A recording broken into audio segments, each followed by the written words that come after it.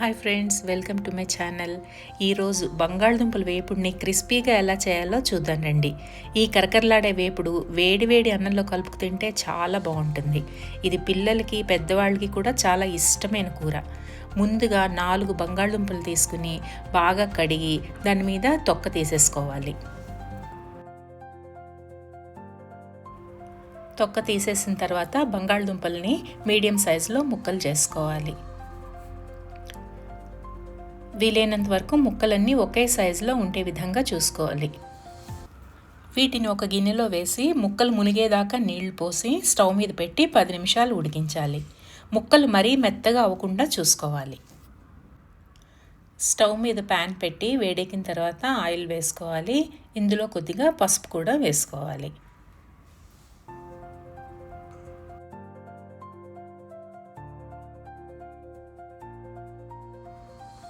ఉడికిన బంగాళదుంప ముక్కల్ని నీరు లేకుండా వడగట్టి ప్యాన్లో వేసేసుకోవాలి.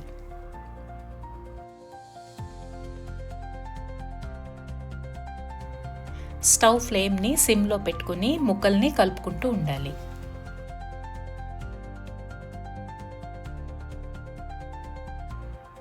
ముక్కలు కొద్దిగా వేగిన తర్వాత ఇంగువ వేసుకోవాలి. ఈ ఇంగువ వేయటం వల్ల బంగాళదుంప ముక్కలు క్రిస్పీగా వేగుతాయి, ఒకదానితో ఒకటి అంటుకోకుండా ఉంటాయి.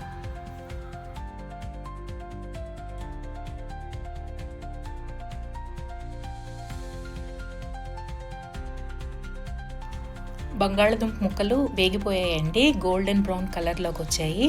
ఇప్పుడు తగినంత ఉప్పుని మనం కలుపుకోవాలి.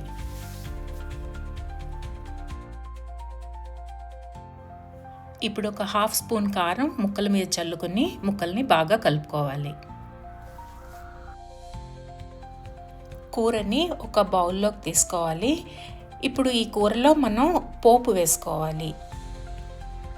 ఒక పోపు గరిటెలో కొద్దిగా నూనె వేసుకుని శనగపప్పు, మినపప్పు, జీలకర్ర వేసుకుని కొద్దిగా వేగనివ్వాలి.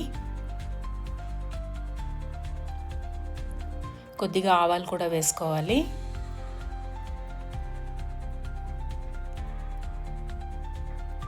సన్నగా తరిగిన పచ్చిమిరపకాయలు కూడా వేసుకోవాలి.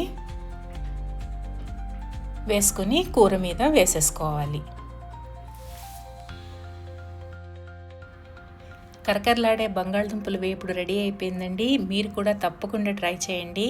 ఈ వీడియో కనుక మీకు నచ్చినట్లయితే please like, share and subscribe to my channel.